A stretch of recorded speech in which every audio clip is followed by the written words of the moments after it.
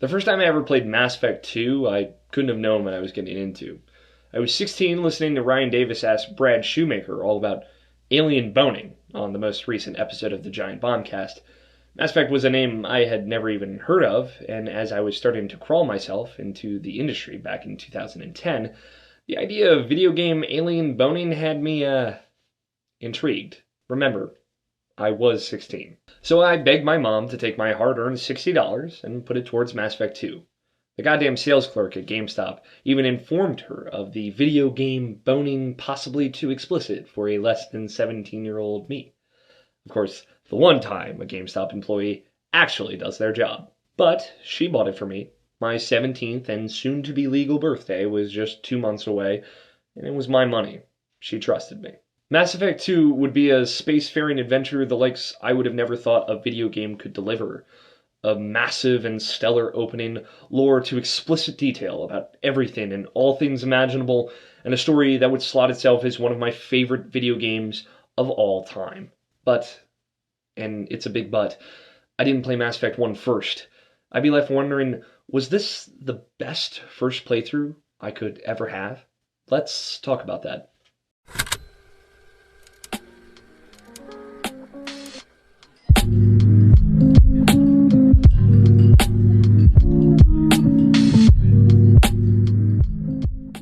The fabled first playthrough of a video game. You know, people say that a first impression is one that lasts a lifetime, and they're not wrong. There are things at first brush that truly stick with you for the entire lifespan of that experience or interaction. Now, I feel this topic, which we'll dig into a little bit more in a moment, is an appropriate foray after the last episode of Alex Talks, which is all about experiences and how they vary. In a way, this is a part 2 to that, and talks about that first experience on its own merits, and how it sticks with us as people. If you haven't watched that last episode, you should. The idea that when you have a first interaction with something, it lasts longer, I think holds true. There's a psychological concept called serial positioning that tells us that things towards the beginnings and endings of patterns, sentences, or stories, they all leave stronger or more resonant impressions on us. This effect tends to lean more toward lists or patterns, but it can also have a direct impact on a first impression. An example would be calling a person tall, handsome, proud, and dishonest, with the aspects of tall and dishonest holding the strongest places in your memory. It may be a stretch, and I'm no psychologist, but I see this extending out to broader systems, like pieces of art. See video games. So beginnings, first brushes, and endings, final goodbyes, of games tend to stick with us more, just generalizing off of this effect. Now that of course goes deeper. Video games tend to be played in longer sessions rather than all at once, but my hypothesis here is that we all can't replicate the first we have with a video game. The first playthrough of that game is the one that will typically form the interpretation or impression that we carry for the game in question. So back to my opening point. Was the Mass Effect 2 playthrough I had, my initial playthrough, the best I could have had? Well, no. I think we can safely say that. I feel like we can all agree that going into Mass Effect 2, having played the original, especially years prior, would have hit harder and left an even better impression on me, considering I already enjoyed the ideas at play in Mass Effect 2. Now, there are plenty of folks for whom this is not the case, namely those that criticize the sequel's streamlining and, well, removal of any and all traditional RPG mechanics from the first game. I just so happen to not be one of those people. So, with that in mind, why even go back? That may seem like a stupid question, but let me elaborate. After I finished Mass Effect 2, I went back and played Mass Effect. I finished the game, much to several frustrations with a certain absolutely awful vehicle and its way too long sections, and took my now completed Mass Effect 1 save into Mass Effect 2 again. With renewed context and several key decisions changed from the exceptionally regrettable default decisions, I had an entirely new experience. Suffice to say, the destruction of the Normandy within the first 5 minutes was a level of heartbreaking I could have not possibly sympathized with before. New meaning from similar scenes, returning characters, and of course, the most important thing, Kaidan was alive. I mean Rex. But I am left to ponder forever if there could have been an alternate universe me that had a heartbreaking and incredible journey without equal. I tend to shy away from the hypotheticals here, but bear with me on this one. I'm forever one of those weirdos who goes back and replays games constantly. Hey, I'm a young adult. I don't have anything going on in my life ever at any point, so why not spend that excessive free time reliving my favorite gaming moments in full? Yes, regrettable decisions have been made, but over the past year I've been pondering why that is.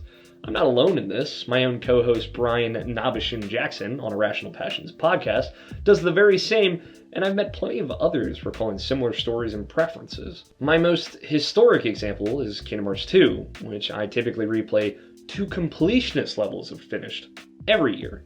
It's sickening, honestly, but yet so fun. Now, I've come to at least two possible conclusions. The first, and it's one that I think is the easiest to empathize with, is just the sheer enjoyment of playing a video game. Whether it's that first journey to Kingdom Hearts, or the seventh, breaking into Final Form in Kingdom Hearts 2 for the first time in a playthrough is satisfying. It's something that just feels good no matter how many times you do it. It's the same concept and idea that goes into my thousands of hours in Spelunky. I play it because it's fun, because it feels good and rewarding to simply do.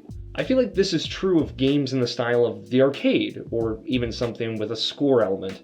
DMC Devil May Cry is a good recent example, with plenty of challenging difficulty modes with their own unique hooks, and a ranking or scoring system to give you grades and goals to shoot for.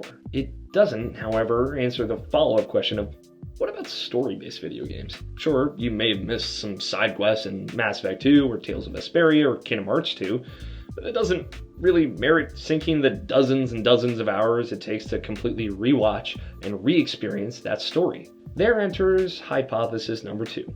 I'm chasing the feeling, the emotion locked away in the nostalgia centers of my brain that I experienced before on that very first playthrough. I'm chasing my video game dragon, so to speak. Now, the drug analogy may be a little far, but there is a high to a first experience that we can only ever remind ourselves of in retrospect. The first time you ride a roller coaster, see a twist in a movie, have Chipotle, all first times that will, for some of us, be imprinted on the inside of our brain matter for the rest of forever. That's first impression. Psychology today calls nostalgia, something obviously highly relevant here, the sentimentality for the past, typically for a particular period or place with positive associations.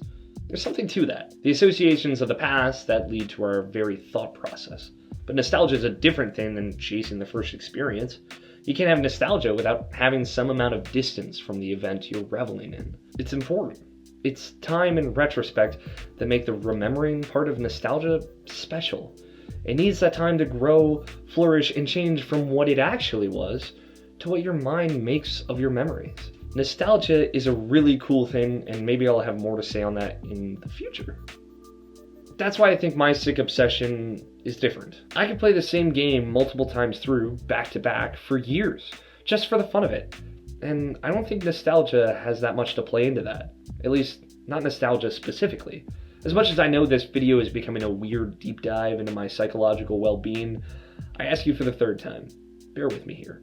It's a feeling I think all of us can relate to on some level or another. Have you ever finished a movie or an album, a TV show, and just want to go right back into it? Start it over again, find out what you missed. I feel like it's a classic want with things that have huge twists, like the movie Fight Club, or my favorite album, Run with the Hunted. They leave you with something that changes your perspective on the whole and creates an urge to see all that was there beyond just what you initially saw. In a lot of ways, that feeling is the longing to re-experience, to see something for the first time again. The result is we see it again for the first time. We can only ever chase the dragon that is the first playthrough, but we can never catch it. What I'm saying here is that the first, second playthrough of a game, and those that follow, are all special in their own way. My fifth playthrough, or whatever, of Paper Mario The Thousand Year Door, was the one I recorded and then shared with the internet. It's special for a new, different reason, and my followers can share that playthrough with me, making it all the more special. We may never be able to see the end of The Last of Us for the first time again, but maybe it'll mean something more to me when I see it after I have a daughter of my own, if that should ever come to pass. Like I said before in the last Alex Talks, the experiences we bring to a game help create and define those feelings it gives us, beginning to end. And as we grow and change, and as I, the weird gamer that I am, continue to replay my favorite games over and over again for years to come, Each playthrough will be informed by new experiences, new opinions, and new feelings. Maybe going back, I won't like a game the same anymore, but I'll have a better understanding as to why. And even though I think it's not likely, I could go back and love something even more on a second brush viewing. Maybe even more so than that everlasting first impression. I can't reiterate this enough. Games are art. They, much like us as people, are a reflection of a time, a defining moment that resonates with the reality it was created in, whether it's abstract or not. Only unlike us, they stay still. They don't necessarily change. In a poetic way, the people that grow up around them use them as tentpoles to mark and define the worlds that created them, as those same people are given the great gift of growing, changing, and evolving, of coming together. By playing The Last of Us with my daughter in the future, the world and I have changed, but that game and its powerful message of how far would you go to protect someone you love will not. And personally, I can't wait to see a day where that can happen. Whew, that was heavy, huh? So, do you replay games? Do you know why? Is it something you do often, or only in the gaming droughts? You know I want to know.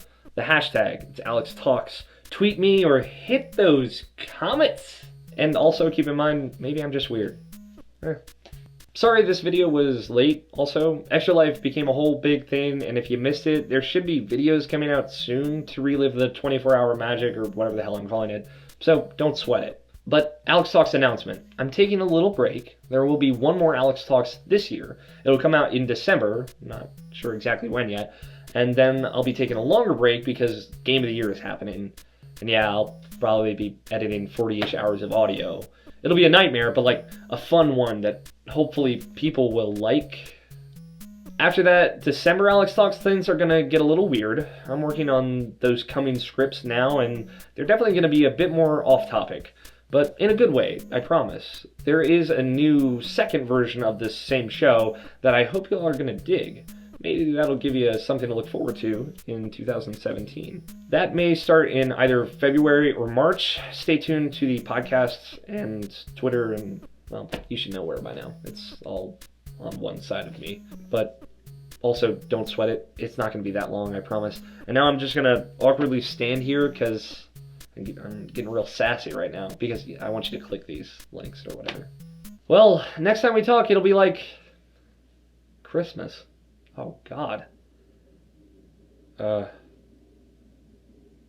Felicia? I've been feeling like a motherfucking postman. Sending letters to the people, all the sellers that I got. I'm like a...